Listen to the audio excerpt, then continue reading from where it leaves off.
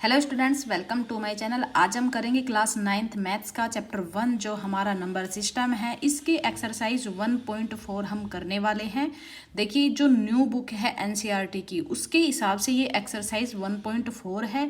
और अगर किसी बच्चे के पास पुरानी बुक है तो वहाँ पर आपको यही एक्सरसाइज मिलेगी 1.5 पर, क्योंकि 1.4 एक्सरसाइज वहाँ से हटा दी गई है। तो यहाँ पर क्वेश्चन नंबर फर्स्ट है, classify the following numbers as rational और इरेशनल। यहाँ पर हमें कुछ नंबर्स दिए गए हैं तो उनको हमें ये बताना है कि वो रैशनल है या फिर इरेशनल है। तो देखिए, हम लास्ट के वीडियो में ये चीज़ें तो कर चुके हैं, तो आपको ये तो पता ही होगा कि कौन सा नंबर रैशनल होता है और कौन सा नंबर इरेशनल होता है। तो हमारा रैशनल नंबर वो होता है जिनको हम पी बाई क्यू की फॉर्म में लिख सकते हैं, और इरेशनल नंबर वो होते हैं जिनको हम पी बाई क्यू की फॉर्म में नहीं लिख सकते। तो यहाँ पर हमारा फर्स्ट क्वेश्चन है 2 - √5। तो यहाँ पर ये रैशनल नंबर है और ये हमारा इरेशनल नंबर है। तो हमारा रूल क्या है? रैशनल माइनस इरेशनल क्या होता है? इरेशनल, है ना। तो यहाँ पर रैशनल माइनस इरेशनल, इसको हम सोल्व नहीं कर सकते, तो भी ये हमारा क्या हो गया? Irrational number. तो ये हमारा हो गया इरेशनल नंबर। यहाँ पर सेकंड देखते हैं, 3 + √23 - √23। जो 3 नंबर है ये हमारा रैशनल है और ये दोनों हमारे क्या है? इरेशनल। लेकिन यहाँ पर दोनों नंबर सेम है, एक प्लस का है एक माइनस का है, तो यहाँ पर हो जाएगा हमारा 3, और यहाँ पर इसमें से ये माइनस हो जाएगा तो यहाँ पर हो जाएगा हमारा 0, और यहाँ पर हमारा बच गया 3, और 3 हमारा है रैशनल नंबर। तो ये हो गया हमारा रैशनल नंबर। नेक्स्ट देखते हैं थर्ड। यहाँ पर है 2√7 / 7√7। तो देखिए, यहाँ पर √7 सेम है और अपॉन में है, तो हम इसको कट कर सकते हैं। तो यहाँ पर हम √7 से √7 को करेंगे कट। तो यहाँ पर बच जाता है 2/7। 2/7 हमारा पी बाई क्यू की फॉर्म में है। अगर पी बाई क्यू की फॉर्म में है तो ये हो गया हमारा rational number. Rational number. Next देखते हैं फोर्थ। यहाँ पर है 1/√2। यहाँ पर 1 रैशनल नंबर है, √2 हमारा इरेशनल नंबर है। और जो हमारा रूल था वो क्या था? रैशनल अपॉन इरेशनल क्या होता है? इरेशनल। और इरेशनल अपॉन रैशनल भी क्या होता है? इरेशनल। तो यहाँ पर हमारा नंबर हो जाता है इरेशनल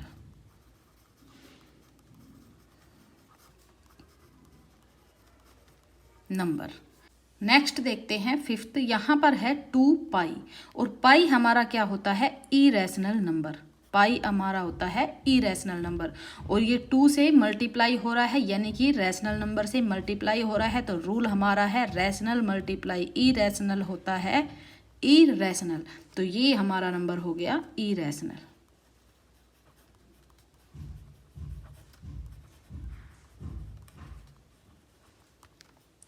तो यहाँ पर हमारा फर्स्ट क्वेश्चन होता है कंप्लीट। मूव करते हैं नेक्स्ट क्वेश्चन की ओर। क्वेश्चन नंबर सेकंड है, simplify each of following expressions. यहाँ पर हमें एक्सप्रेशंस दी गई हुई है, उनको हमें क्या करना है? सिंप्लीफाई करना है। तो यहाँ पर हमारा फर्स्ट क्वेश्चन है 3 + √3 और 2 + √2। यहाँ पर इसको सिंप्लीफाई करने के लिए हमें क्या करना होगा? हमें आइडेंटिटी यूज करनी होगी, a + b और c + d। इस क्वेश्चन में ये वाली आइडेंटिटी हमारी यूज होगी। और जो ऑल आइडेंटिटीज है वो मैं इंट्रोडक्शन की वीडियो में सारी करा चुकी हूँ, तो आप पहले इंट्रोडक्शन की वीडियो देख लीजिए, उसके बाद एक्सरसाइज करेंगे तो आपके लिए बहुत इजी हो जाएगा। तो यहाँ पर इस आइडेंटिटी को अगर हम ओपन करते हैं, सोल्व करते हैं, तो यहाँ पर हमें मिलता है AC + AD + BC + BD। तो यहाँ पर हमें ये वाली आइडेंटिटी यूज करनी है। अगर आपको ये समझ नहीं आती है आपको कि कैसे करनी है, तो आप ऐसे भी कर सकते हैं। यहाँ पर जो फर्स्ट नंबर है इसको हम क्या करेंगे? पहले तो इस 2 से मल्टीप्लाई करेंगे, फिर उसके बाद इसको √2 से मल्टीप्लाई करेंगे, फिर उसके बाद ये जो सेकंड वाला नंबर है इसको पहले 2 से मल्टीप्लाई करेंगे, फिर इसको √2 से मल्टीप्लाई करेंगे। तो देखिए कैसे होगा। यहाँ पर पहले 3 को 2 से मल्टीप्लाई करेंगे तो 3 × 2, फिर यहाँ पर प्लस है, यहाँ पर प्लस है, इसको यहाँ इससे मल्टीप्लाई करेंगे तो यहाँ पर साइन आएगा प्लस का, और 3 को √2 से अगर हम मल्टीप्लाई करेंगे तो यहाँ पर आएगा 3√2। उसके बाद √3 को 2 से मल्टीप्लाई करेंगे, यहाँ प्लस है, यहाँ प्लस है, साइन आएगा प्लस का, और √3 को 2 से मल्टीप्लाई करने पर आएगा 2√3 प्लस। अब √3 को किसे मल्टीप्लाई करेंगे, √2 से, यहाँ पर प्लस का साइन है, और √3 मल्टीप्लाई करेंगे √2। अगर हम इनको सोल्व करेंगे तो 3 2 जा 6 प्लस यहाँ पर 3√2 एज इट इज आएगा, प्लस 2√3 आएगा यहाँ पर, प्लस यहाँ पर ये जो दोनों नंबर है दोनों रूट में है तो यहाँ पर 3 × 2, तो यहाँ पर 6 प्लस 3√2 प्लस 2√3 प्लस 3 2 जा 6, और ये आएगा रूट में। तो यहाँ पर हमारा ये एक्सप्रेशन हो गया है सिंप्लीफाई। करते हैं नेक्स्ट हमारा है 3 + √3 और 3 - √3, यानी कि a + b और a - b। ये आइडेंटिटी यहाँ पर यूज होगी। इसको हम सोल्व करते हैं तो यहाँ पर हमें मिलता है a² - b²। तो यहाँ पर a है 3 और b है हमारा √3, तो यहाँ पर हो गया हमारा a² यानी कि 3 का स्क्वायर माइनस b² यानी कि √3 का स्क्वायर। तो यहाँ पर 3 को 3 से हम मल्टीप्लाई करेंगे तो यहाँ पर मिलेगा 9। अगर हम √3 का स्क्वायर करते हैं तो यहाँ पर स्क्वायर से रूट कैंसिल हो जाता है, और यहाँ पर हमें मिलता है 3। 9 - 3 हो जाता है 6, और यही हमारा इसका हो गया आंसर। नेक्स्ट देखते हैं थर्ड हमारा है √5 + √2 और इनका है होल स्क्वायर, यानी कि इसमें ये वाली आइडेंटिटी लगेगी √a + √b और इनका होल स्क्वायर। इसको अगर हम सोल्व करते हैं तो यहाँ पर हमें मिलता है a + 2√ab + b। इसको हम यहाँ पर सोल्व करेंगे तो यहाँ पर हमें लिखना है a यानी कि हमारा है 5 + 2 फिर रूट के अंदर ab, रूट के अंदर क्या है a और b, फिर प्लस और b हमारा है 2। यहाँ पर 5 और 2 ये हो गया हमारा 7 + 2√5 2 जा 10, 2√10 ये हो गया हमारा 7 + 2√10, और यही हो गया इसका आंसर। नेक्स्ट देखते हैं फोर्थ हमारा है √5 - √2 और √5 + √2, यानी कि a - b a + b।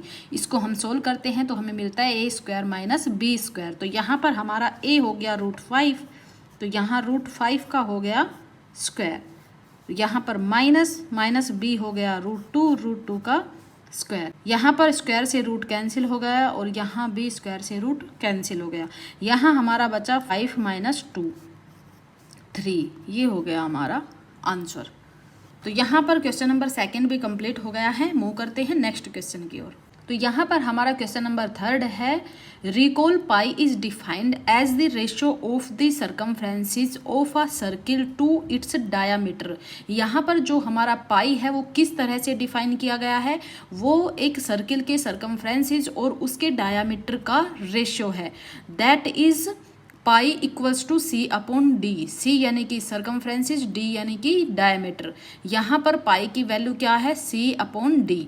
This seems to be contradict to the fact that pi is irrational. और ये एक कॉन्ट्राडिक्शन है कि पाई फिर भी क्या है, irrational. How will you resolve this contradiction. आप इस कॉन्ट्राडिक्शन को कैसे सोल्व कर सकते हैं, कैसे समझ सकते हैं, वो हमें देखना है। तो यहाँ पर पाई की वैल्यू हमें c/d में दी गई है, यानी कि ये p/q की फॉर्म में है, और जो p/q की फॉर्म में होता है वो हमारा रैशनल नंबर होता है। लेकिन उसके बावजूद भी यहाँ पर बोला है कि पाई इज इरेशनल, कि पाई क्या है, इरेशनल नंबर है, और इरेशनल नंबर p/q की फॉर्म में नहीं होता। तो हमें इसी कॉन्ट्राडिक्शन को समझना है। तो चलिए इसको समझते हैं।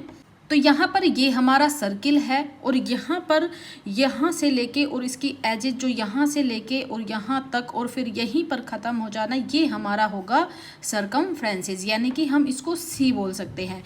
और इस डॉट से लेके और यहाँ तक ये होता है हमारा डायामीटर सर्किल का। ये सर्कमफ्रेंसेस ऑफ सर्किल और ये डायामीटर ऑफ सर्किल।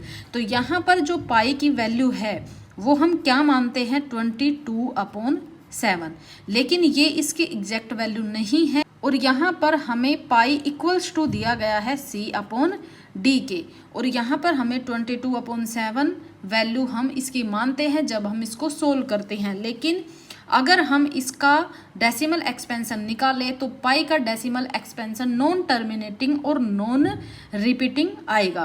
तो यहाँ पर पाई को P/Q की फॉर्म में तो लिखा है, लेकिन यहाँ पर इसका decimal expansion non terminating non repeating आएगा, और जिसका decimal expansion non terminating non repeating होता है वो नंबर हमारा होता है इरेशनल नंबर। तो पाई हमारा है वो भी हमारा क्या हो जाएगा, इरेशनल नंबर। तो यहाँ पर अगर आपको ये कॉन्ट्राडिक्शन समझ आ गई है तो यहाँ पर हम लिखेंगे 22/7। तो यहाँ पर हमने लिखा है कि 22/7 is an approximate value of pi. जो 22/7 है वो पाई की क्या है, अप्रोक्सीमेट वैल्यू है, एग्जैक्ट वैल्यू नहीं है। In actual the decimal expansion, real में जो डेसिमल एक्सपेंशन है किसका, पाई का, is non terminating and non repeating. Non terminating होता है, नॉन रिपीटिंग होता है, दिस मीन्स इसका मतलब क्या है, पाई इज इरेशनल। पाई हमारा कैसा होगा, इरेशनल नंबर। तो यहाँ पर हमारा क्वेश्चन नंबर 3 होता है कंप्लीट। मूव करते हैं नेक्स्ट क्वेश्चन की ओर। यहाँ पर हमारा नेक्स्ट क्वेश्चन है question number 4, represent root 9.3 on number line. हमें नंबर लाइन पर रूट 9.3 को रिप्रेजेंट करना है। तो हमें सबसे पहले स्केल की ज़रूरत होगी। हमें स्केल से क्या करना है, 9.3 सेंटीमीटर की एक लाइन ड्रॉ करनी है। तो यहाँ पर हम 9.3 सेंटीमीटर की लाइन ड्रॉ कर लेते हैं। तो यहाँ पर हमारा होता है 9 और फिर 1 2 3, यहाँ पर हमारा 9.3 हो जाता है। यहाँ से लेके और यहाँ तक हम एक लाइन ड्रॉ करेंगे। अब हमने ये लाइन ड्रॉ कर दी है। यहाँ हमारा हो गया पॉइंट A और ये हमारा पॉइंट हो गया B। अब यहाँ पर यहाँ पर हमारा पॉइंट हो गया O। अब हमें O से लेके और इसी लाइन को 1 सेंटीमीटर तक आगे बढ़ाना है। तो यहाँ पर हम 1 सेंटीमीटर इसको और आगे बढ़ा देंगे। अब इस पॉइंट का हम नाम रखेंगे B। अब हमारी जो AB लाइन है हम इसका हाफ करेंगे, यानी कि इसका मिड पॉइंट निकालेंगे।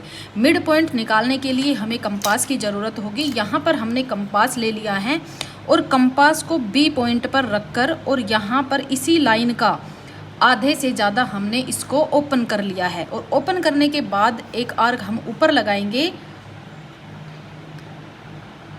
और एक आर्क हम नीचे लगाएंगे। अब इसी कंपास से यहाँ इस आर्क को हम ऊपर की तरफ कट कर देंगे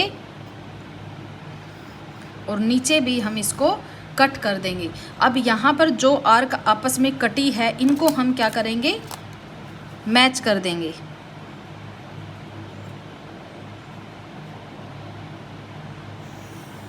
ये हमने यहाँ पर इन दोनों को मिला दिया है, मैच कर दिया है। अब ये जो हमें बीच का पॉइंट मिला है हमें इसका मिड पॉइंट मिल गया है। अब हम क्या करेंगे, अब हम यहाँ पर कंपास को रखेंगे मिड पॉइंट पर और यहाँ पर A पॉइंट तक इसको ओपन करेंगे। यहाँ पर हमने इसको A पॉइंट तक ओपन कर लिया है और A पॉइंट से लेके यहाँ पर हम A पॉइंट से लेके और B पॉइंट तक आर्क लगाएंगे।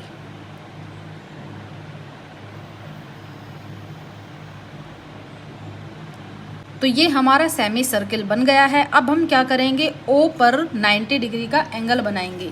तो D से हम 90 डिग्री का एंगल बनाते हैं। यहाँ पर हो गया हमारा 90 डिग्री, ये हमारा 90 डिग्री का डॉट लगा दिया। अब स्केल से लेके और यहाँ पर इस डॉट से मैच करना है O से लेके और यहाँ पर डॉट तक। लेकिन हमें जो लाइन ड्रॉ करनी है वो इसी आर्क तक करनी है, आगे नहीं करनी। इसको हम यहाँ तक ड्रॉ कर देंगे।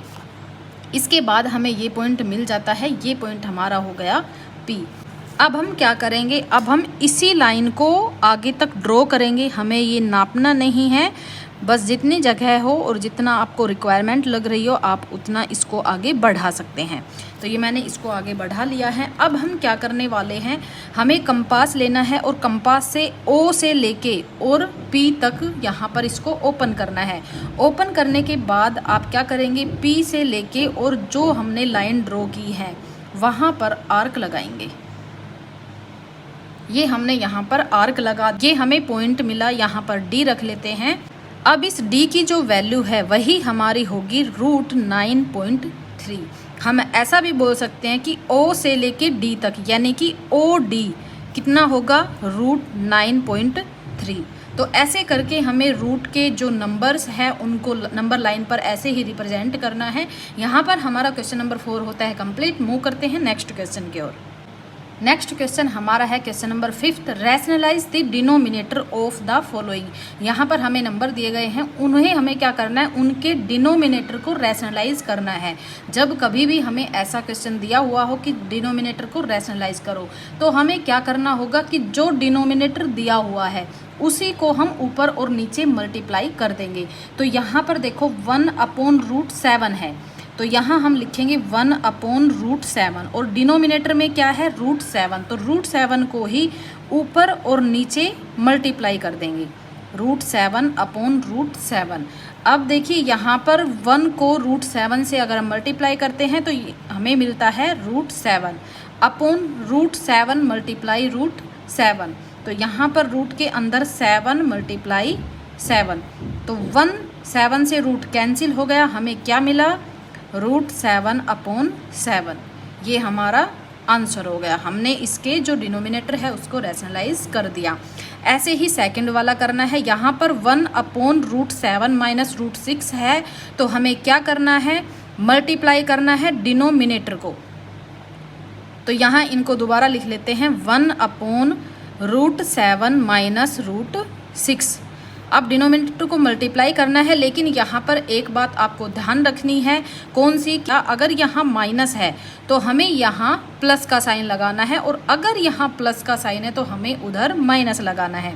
तो यहाँ पर √7 माइनस का साइन है, तो यहाँ पर प्लस √6 अपॉन √7 प्लस √6। अब √7 प्लस √6 को 1 से अगर मल्टीप्लाई करते हैं तो यहाँ मिलता है प्लस √6 अपॉन, यहाँ पर देखिए √7 माइनस √6 और √7 प्लस √6, एक बार माइनस में है और एक बार है प्लस में। तो यहाँ पर आइडेंटिटी यूज होगी कौन सी, a माइनस बी और a प्लस बी। इसको हम सोल्व करते हैं a² माइनस b²। तो यहाँ हमारा a क्या है √7, तो √7 का करेंगे स्क्वायर, माइनस b क्या है हमारा √6 का करेंगे स्क्वायर। यहाँ स्क्वायर से रूट कैंसिल हो जाएगा, यहाँ भी स्क्वायर से रूट कैंसिल हो जाएगा। यहाँ हम लिखेंगे √7 प्लस √6 अपॉन, यहाँ पर बच क्या गया हमारा 7 और यहाँ पर हमारा बचा 6। अब यहाँ आंसर हो गया √7 प्लस √6 अपॉन 7 माइनस 1 अगर हम करेंगे तो 1। ये हो गया हमारा आंसर। आप इस 1 को लिख सकते हैं और नहीं भी लिखेंगे तो भी आपका आंसर सही है। नेक्स्ट करते हैं। नेक्स्ट है थर्ड, 1/√5 प्लस √2। यहाँ पर लिखेंगे हम 1/√5 प्लस √2। अब इसको डिनोमिनेटर क्या है √5 प्लस √2, इसको करेंगे मल्टीप्लाई। यहाँ प्लस का साइन है तो यहाँ पर हम साइन लगाएंगे माइनस का, √5 माइनस √2 अपॉन √5 माइनस √2। अब √5 माइनस √2 को मल्टीप्लाई करेंगे 1 से तो यहाँ सेम आएगा √5 माइनस √2 अपॉन, यहाँ पर देखिए a प्लस b और a माइनस b, वही आइडेंटिटी यूज हो रही है a plus b a minus b। तो इसको लिखेंगे हम a² माइनस b²। तो a हमारा हो गया √5, तो √5 का स्क्वायर माइनस b² हमारा है b2 और इसका स्क्वायर। अब स्क्वायर से रूट कैंसिल, स्क्वायर से रूट कैंसिल, बच क्या गया हमारा √5 माइनस √2 अपॉन 5 माइनस 2। तो यहाँ हो गया आंसर √5 माइनस √2 अपॉन 5 माइनस 2 हमारा हो गया 3 और यही हमारा हो गया आंसर। नेक्स्ट देखते हैं फोर्थ, 1/√7 माइनस 2। तो इसको मल्टीप्लाई करेंगे √7 प्लस 2, यहाँ पर माइनस है तो यहाँ प्लस हो जाएगा √7 प्लस 2। अब √7 प्लस 2 को 1 से मल्टीप्लाई करेंगे तो यहाँ आएगा √7 प्लस 2 अपॉन यहाँ पर a minus b a plus b, तो a square minus b square, a हो गया √7, इसका स्क्वायर माइनस b हो गया हमारा 2, तो 2 का स्क्वायर। अब हो गया √7 प्लस 2, अब यहाँ स्क्वायर से रूट कैंसिल हो गया, बचा 7 माइनस 2 2 जा 4, तो आंसर हो गया √7 प्लस 2 अपॉन 7 माइनस 4 हुआ 3, तो ये हो गया हमारा आंसर। तो यहाँ पर हमारा क्वेश्चन नंबर 5 होता है कंप्लीट, और इसी क्वेश्चन के साथ साथ हमारी एक्सरसाइज 1.4 भी कंप्लीट हो जाती है। नेक्स्ट एक्सरसाइज हम अपने नेक्स्ट वीडियो से करेंगे।